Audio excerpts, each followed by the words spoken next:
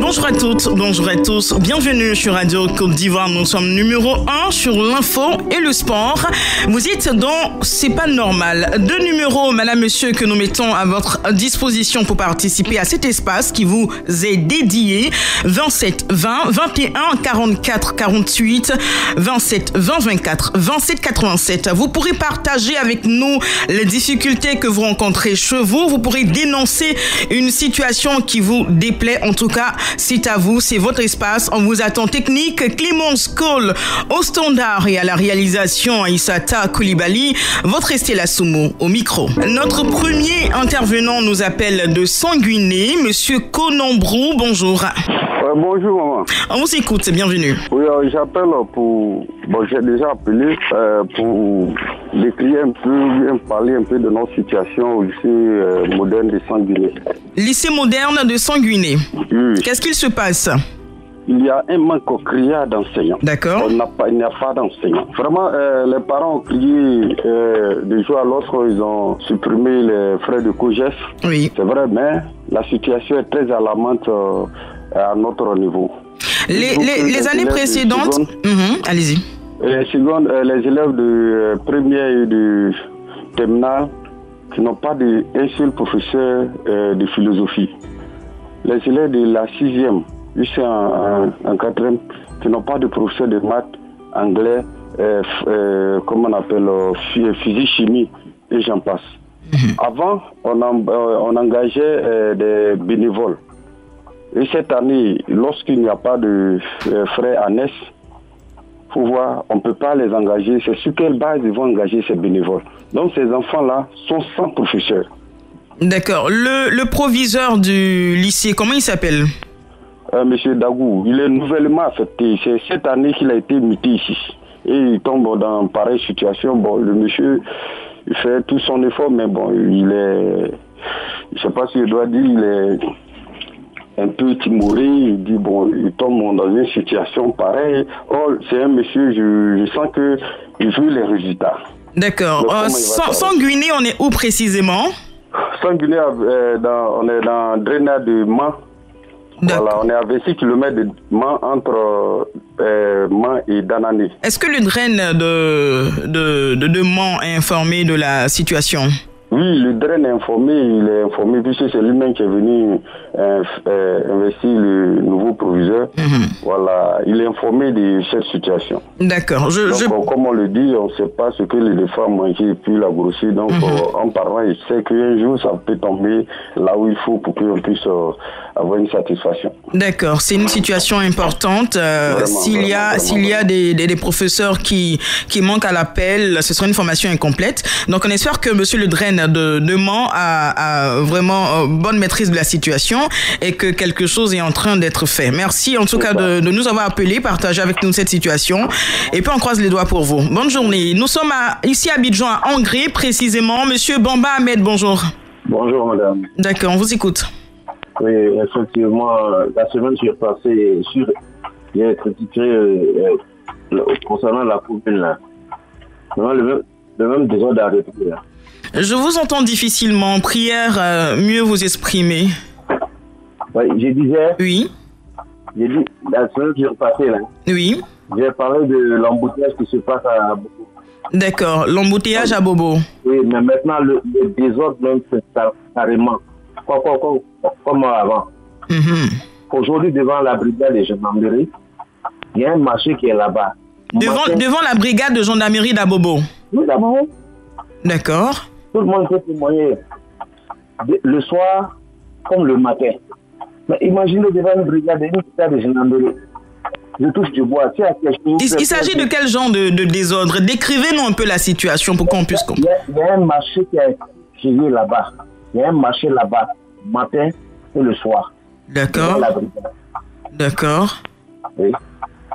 En plus de cela, c'est ce dont j'avais parlé la fois dernière là. Au feu, là, à chaque feu, ils ont créé des gares.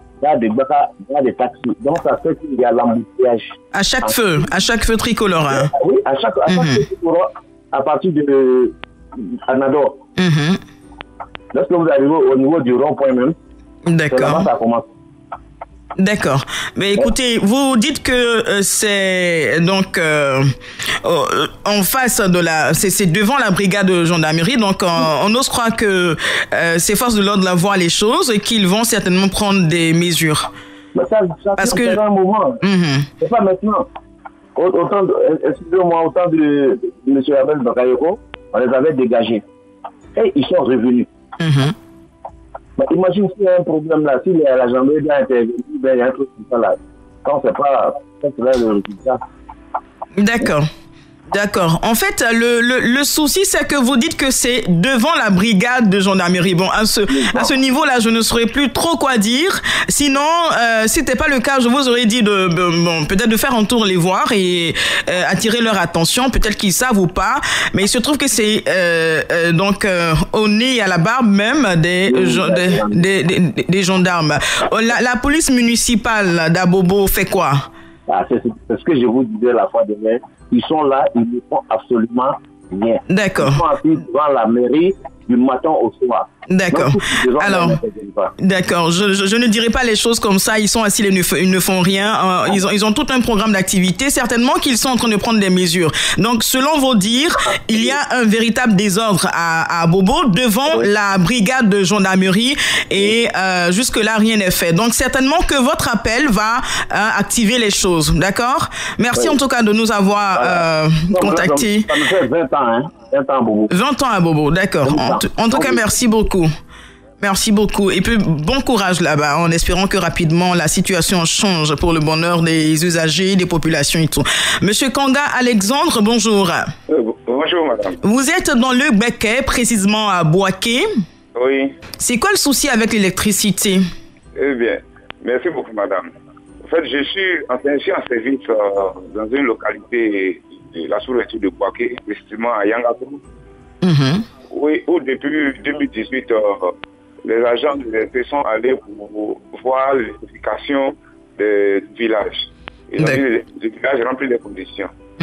Et jusqu'à présent, bon, le chef, par ses moyens, quand il vient dire non, on va aller, et jusqu'à présent, rien. Et donc, j'appelle pour plaider pour que le directeur régional fasse quelque chose pour ces deux villages. Parce qu'il y a le village de Yangakro et Assandré-Kro.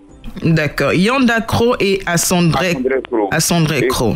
Oui. Et en plus de ça, il n'y a même pas de couverture de réseau. Donc vraiment, si le réseau partenaire de Radio Côte d'Ivoire pouvait penser à nous, vraiment, ça nous ferait beaucoup plaisir. Parce que pour pouvoir communiquer, nous sommes obligés de nous déplacer à plus de 10 km pour avoir un peu de réseau. Ah oui, à 10 km, hein? Et ce qui fait qu'au niveau de l'administration, aussi, je peux vous appeler. Et vous êtes à combien de kilomètres de la ville? Bon, pour un transport par Satama, donc ça fait exactement 100 km. Ah d'accord. Nous transportons par Satama avant d'arriver. D'accord, on comprend très bien. Donc, besoin de réseau téléphonique à toutes les maisons de téléphonie mobile.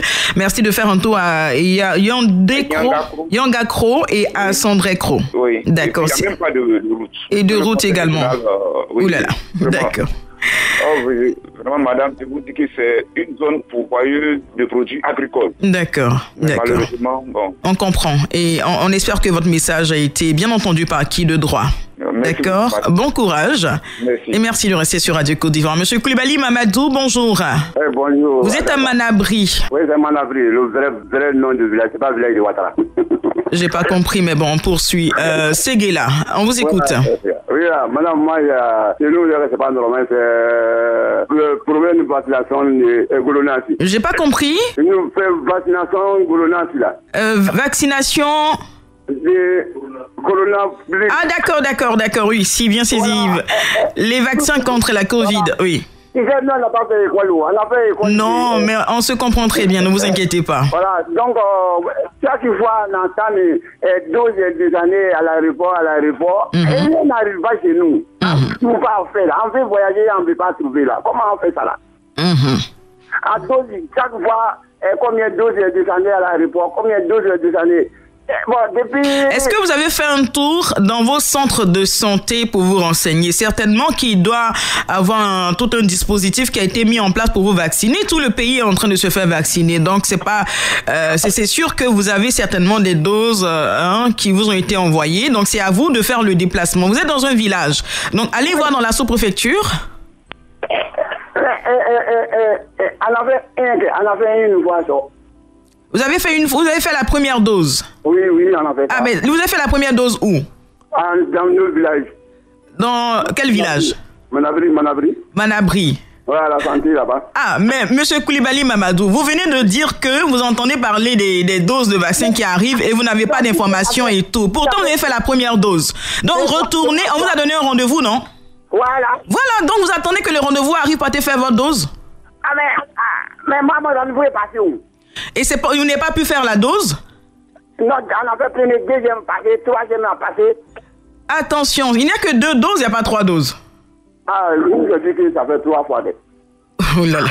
D'accord, alors je vous explique rapidement parce qu'il y a beaucoup d'auditeurs qui attendent au standard. Je vous explique rapidement. Monsieur Koulibaly. Madame, on a fait un message, il n'a pas envoyé 12. Il y a beaucoup qui est là qui n'est pas fait d'abord encore là. Voilà. D'accord, c'est compris. C'est compris. Alors, je vais vous expliquer rapidement. Il n'y a que 2 doses. Vous avez fait la première dose. On vous a donné sur le carton, donc, qu'on vous délivre après la première dose, il y a le rendez-vous qui est fixé. Vous regardez la date et vous retournez là où vous avez fait la première dose pour recevoir la deuxième dose du vaccin contre la Covid. Et si vous partez qu'il n'y a pas de vaccin, vous donneront certainement un autre rendez-vous le temps que les vaccins arrivent. Donc, c'est de temps en temps retourner voir au lieu où vous avez reçu la première dose pour voir si les vaccins sont arrivés et vous pourrez recevoir votre deuxième dose, tout simplement. D'accord? Monsieur Koulibaly, bonne journée et puis merci pour votre bonne compréhension. Monsieur Kwaku Hervé, bonjour. Bonjour, maman. Vous êtes à Chepo? Oui, je suis à Chepo. Je suis situé à 45 km de Divo. De Divo, d'accord. On vous écoute. Bien, ce matin, je vais décrire un peu notre problème de route. La route qui mène à Chepo-Tieba vraiment est présentement impraticable. Donc, je demande à nos autorités, actuellement, vraiment, il y a une rivière qui est entre Chepo et Tieba. Et cette grande route prend de là jusqu'à Guitry. Actuellement, quand il pleut comme ça, dans ces temps pluvieux-là, cette route est impraticable. Donc, je demande à nos autorités, d'abord, je dis merci au ministre Amédée qui a fait beaucoup pour nous en matière de route. Mais présentement, cette route vraiment est impraticable. Donc, je demande toujours pardon aux autorités de penser au moins à cette voie. La route prenant Chepo, Tieba, de Tieba, cette route mène à Guitry. Vraiment, c'est une grande voie. On demande pardon à nos autorités de penser un peu à cette voie pour la population de Chepo et pour notre région. D'accord. Merci beaucoup. Merci beaucoup. Et puis, on espère que votre doléance a été entendue par qui de droit. Alors, c'était notre tout dernier auditeur pour aujourd'hui. Désolé. À partir de lundi, vous aurez l'occasion de vous prononcer à nouveau. Je voudrais, avant de terminer, donc, revenir sur une information importante. Depuis quelques jours, nous avons eu l'appel de notre auditeur à Bouna, Monsieur Topé Hilaire, au sujet, donc, du permis de conduire qu'il fallait reprendre à Bondoukou avec la direction régionale des transports. Hier, nous sommes entrés en contact avec madame la directrice régionale des transports, avec son chargé de communication.